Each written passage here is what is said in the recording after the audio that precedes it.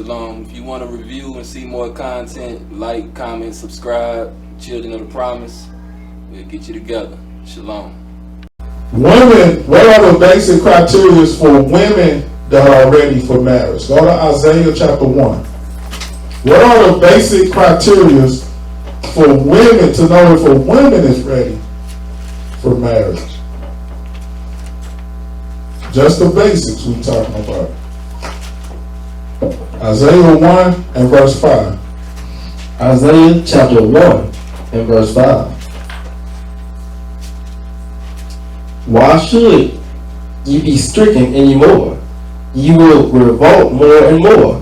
The whole head is sick. So say the whole head is sick, go ahead. And the whole heart faint. Verse 6. From the sole of the foot even unto the head, there is no soundness in it. It said, it say the whole body, there is no soundness, meaning there's no wisdom in it. From our heart, this is talking about, well, let's just read. It say there's no wisdom from the head to the foot, go ahead. But what is in it? But wounds and bruises and putrefying sores. So this is going for the men and the women, but it's more specifically for our women. Our women, the first qualifier that you're ready for marriage is healing. Our women don't be healed, and they try to jump into a marriage. No, you disqualify for that. You full of wounds. But it say wounds, bruises, and putrefying sores. Go ahead. They have not been closed. That these wounds have not been closed. Go ahead. Neither bound up, neither mollified with ointment. So they not been healed.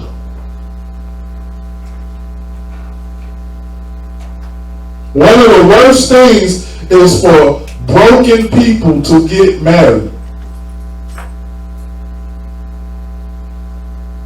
And this goes for the men as well, but it's most deeply rooted in our women.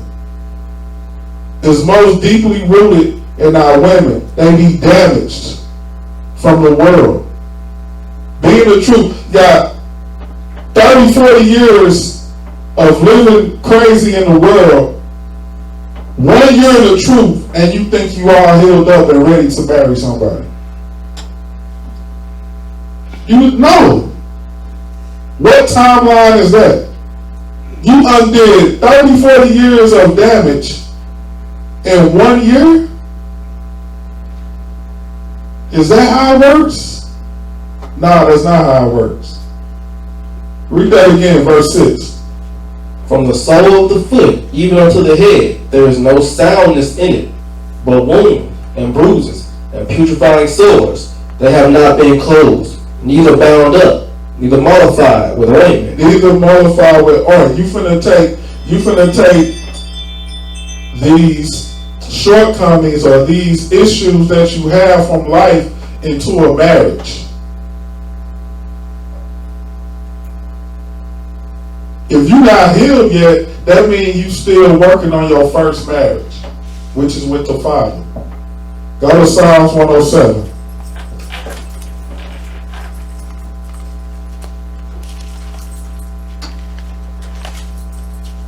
Psalms 107 and verse 20. Psalm chapter 107, verse 20. He sent his word and healed them. He did what? He sent his word and healed them. So the Most High, he's going to heal us with the word of God. It said he sent his word and healed them. Go ahead. And delivered them from their destruction. So we have to be healed with the word, meaning this is talking about spiritual healing. This is talking about spiritual healing, not physical healing, spiritually healing. Because your spirit is the only thing you got to fight your infirmities. If your spirit is bruised, your infirmities go keep being your shortcomings. This is important so this is for mainly our women. Your first gauge is your trauma. Where are you at healing wise? Because the commandments is what's the command. Trying to keep the commandments tells you how much trauma you got. Proverbs 18. Yeah, get that. Proverbs 18. Trying to keep the commandments. The commandments is what lets you know that you in trauma. Especially when you try to control your tongue. And say be swift to hear, slow to speak. And you find and you know it's a commandment, but every time you're in a situation, you go crazy, your tongue go crazy. Going off on somebody. Well, that's trauma. That's proof that trauma's still there. So the commandments expose your trauma. The commandments don't show. When you say, Dad, why am I? The commandments say, be slow to anger. But you always fast to anger. So the commandments don't expose your trauma. And if you're not working on it, you can't say, I'm ready to marry him. Not you, Keisha. He looking at it like me. But the commandments expose your trauma and show you what you need to work on. Because we got those commandments. So let's get that. What is it? Proverbs 18? 14. 18 and 14. Let's get that. Proverbs chapter 18 and verse 14. The spirit of a man will sustain his infirmity. You see that? They say the spirit of a man will sustain his weaknesses. So it's about how strong your spirit is. Go ahead. But a wounded spirit. But if you got a wounded spirit, go ahead. Who can bear? You can't bear your weaknesses, your infirmities with a wounded spirit. So the first step is what? Healing. If you're not healed, your first marriage is not all the way good because you're still breaking commandments. You still gonna be breaking commandments. And then it said your sins separate you from God.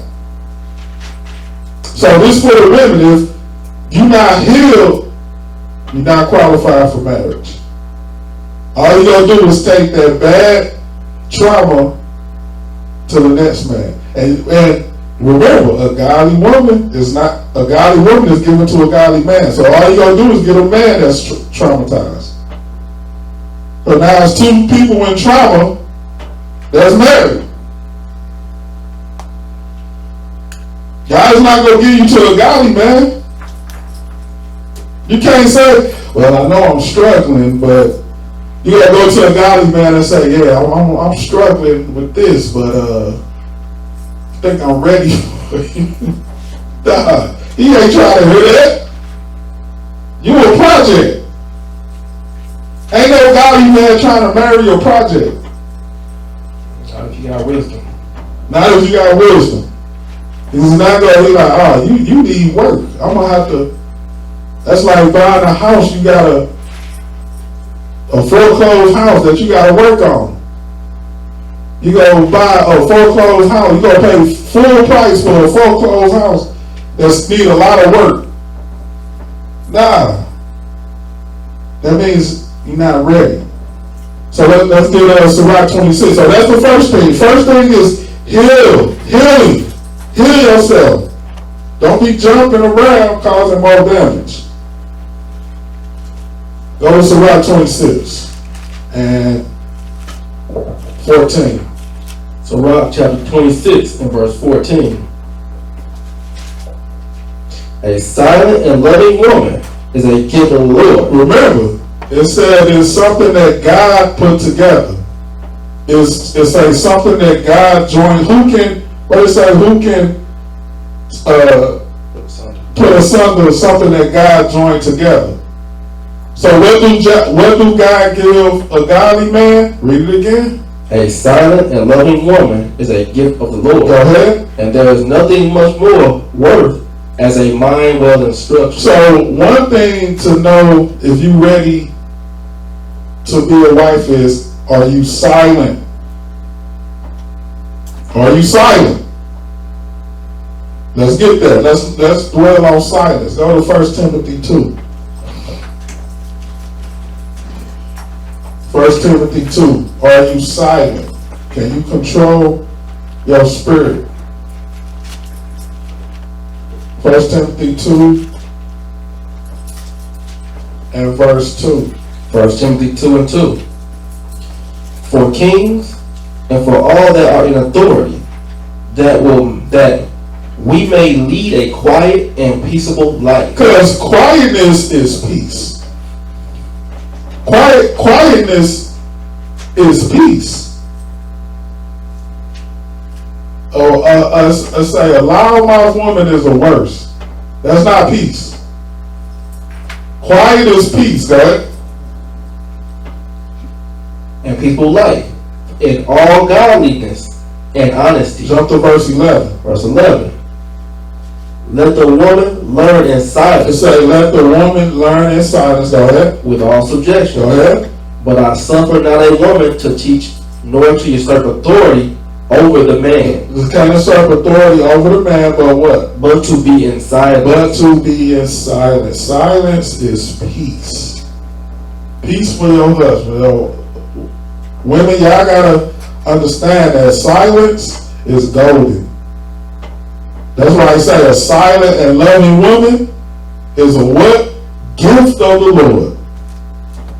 Silence is peace. You know how much a man can think when it's quiet?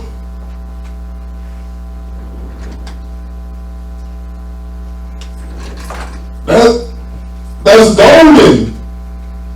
That's golden. Let's get some more. Go to 1 Thessalonians chapter 4. 1 Thessalonians chapter 4, verse 11. 1 Thessalonians chapter 4 and verse 11. And that ye study to be quiet. It say that you what? Study to be quiet. It say that you study to be quiet. Study means like you aspire or you desire. You desire to be quiet. Go ahead.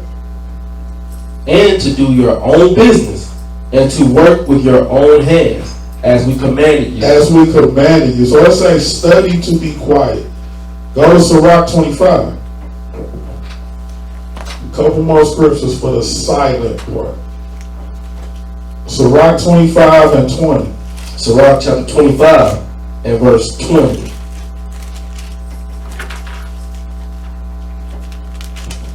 Verse 20. As the climbing up a sandy way is to the feet of the aged. So it's like when an old person trying to climb up a hill and there's sand on that hill, that's horrible. That's horrible. Go ahead. So is a wife full of words. So is what? So is a wife full of words. So is a wife full of words to a quiet man. To a quiet man. That's horrible as well. A wife full of words to a quiet man. So, how do our women learn to be silent? It takes what? Our first thing is healing. That's why healing is important. Healing. And then silence. Silence. Then it said, wait, one more for silence. Go to 1 Peter 3. I didn't want to dwell too much on silence because that's a whole nother class. 1 Peter 3 and 1. 1 Peter chapter 3 and verse 1. Likewise, ye wives, be in subjection to your own husbands, that if any obey not the word, they also may without word be won by the conversation of the wives. Chapter 4. So this is to the wives. Verse 4. But let it be the hidden man of the heart, in that which is not corruptible. So it's like, let your hidden man that's not corrupt, meaning your spirit. Right? Even the ornament of a meek and quiet spirit. It's like what? Even the ornament of a meek and quiet spirit. It's like the ornament of a meek and quiet spirit. Go ahead. Which is in the sight of God, a great price. It's like that's a great price. A woman with a meek and quiet spirit. That's a great price in the sight of God. So that's one qualification, or that's another qualification. Healing and knowing how to control your mouth, silence. Now the other part said loving. Loving, let's look at loving. Go to Titus chapter 2. It said loving. It said a silent and loving woman is a gift of the Lord. So let's look at loving. Titus chapter 2 and verse 4. Titus chapter 2 and verse 4. Let's start at 3. Titus 2 and verse 3. The aged woman likewise, that they be in behavior as becometh holiness, not false accusers, not given to much wine, teachers of good things, Right? that they may teach the young woman to be sober, to love their husbands, to love their children. So our women, we have to be, y'all have to be taught to love. It's saying taught to love their husbands and taught to love their children. Y'all have to be taught to love. It's not a natural thing. How do you be taught to love? It's at an aged woman, and then on top of that, your first marriage. Your first marriage with the Most High go teach you that. Go teach you what love is. Your first marriage teach you what love is. Let's get some more. Well, one more. Go to Proverbs chapter 5. Proverbs chapter 5. We're talking about loving. Proverbs chapter 5 and verse 18. Proverbs chapter 5 and verse 18. Let thy fountain be blessed, and rejoice with the wife of thy youth. It say, rejoice with the wife of your youth. Go ahead. Let her be as the loving hind. It say, let her be as the loving hind, as the loving deer. Go ahead. And pleasant roe. Let her breast satisfy thee at all times. Say, let them satisfy you at all times. Go ahead. And be thou ravished always with her love. And be ravished always with her love. So a wife, you have to learn how to be loving. Remember, it says, silent and loving women is a gift of the Lord. Silence, loving, and healed from trauma. That's what we talked about so far. Let's jump to one more. Go to 1 Timothy 5. We just talked that this is just the basics. This is not everything. This is just the basics to even be considered a wife. And to the people that's married, this is what y'all have to be. 1 Timothy 5 and 14. 1 Timothy chapter 5 and verse 14. I will therefore that the younger woman marry, bear children, guide the house, give none occasion to the adversary to speak reproachfully. So let's say that the younger woman bear children and guide the house. This is another thing. God means manage. Women, y'all got to know how to manage houses. Y'all got to know how to manage houses. And that's another criteria that you're going to be looked at as a single woman. If you're single and you're not managing your house good, you're not ready for marriage. Because if you're struggling to manage your house without a man in there, then it's just going to get harder if a man in there. So that's another criteria, is guiding or managing your household. Let's get some more. Go to Sirach 26. Let's get some more. So managing a household, you have to learn how to manage a household. And I know sometimes you have to work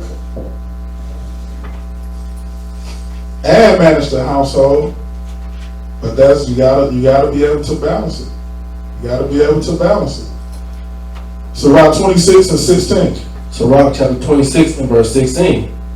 As the sun, when it riseth in the high heaven, so is the beauty of a good wife. So the beauty of a good wife, go ahead. In the ordering of her house. In the ordering of her house. That's like watching. That's like watching the sunrise. Seeing a woman that know how to order her house is like watching the sunrise.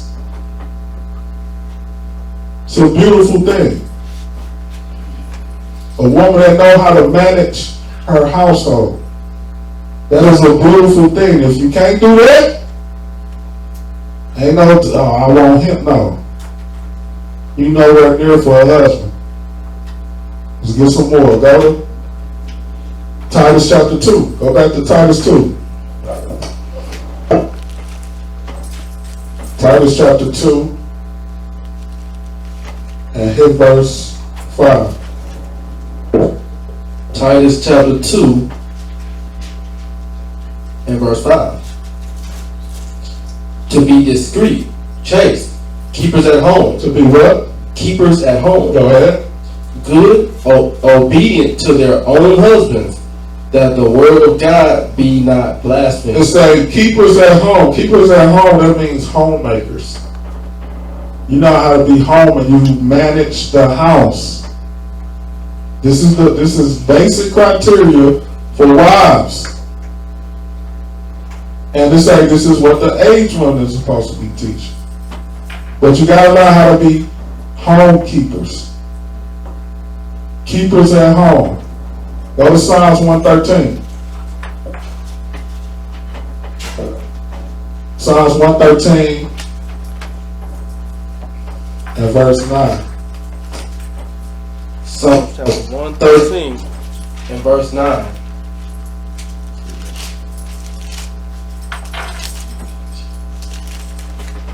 Psalm 113 and verse 9. He maketh the barren woman to keep house. It said, he make the barren woman to keep house, means that's the same thing we read in Titus. Being a homemaker. This is a woman the barren woman means a woman that can't have kids. He said he makes the barren woman a good homekeeper. But he's not saying that. He's saying the woman that's barren, if she is a good homekeeper, if she know how to manage a house good, this is what the Most High gonna make her. Go ahead. He maketh the barren woman to keep house, and to be a joyful mother of children. He gonna give her kids. If she know how to manage a house, he said, but she's barren, the Most High said, I'm gonna give her children. Read the whole thing over. He maketh the barren woman to keep house, and to be a joyful mother of children. Praise ye the Lord. Praise ye the Lord. That's valuable. A woman that can manage a house. That's valuable. That's valuable to a godly man. That's a good helpmeet.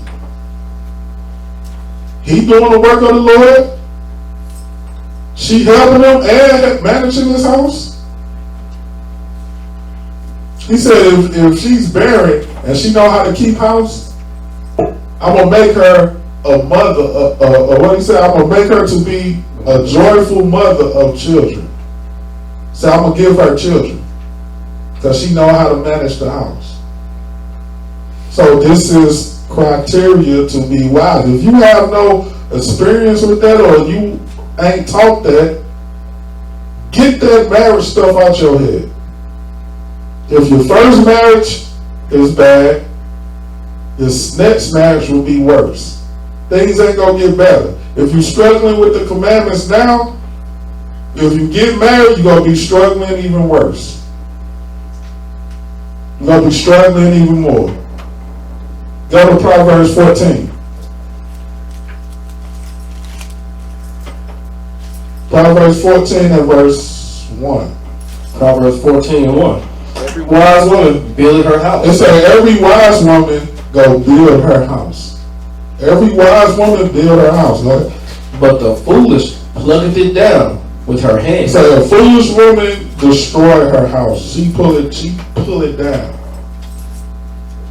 So a wise woman know how to manage her house. So that's the criteria. So those are just the basic criteria for men and women that's considering marriage. If you don't got, that's just the basics. If you ain't got those checked, don't even think about marriage. And then that's on top of keeping the commandments.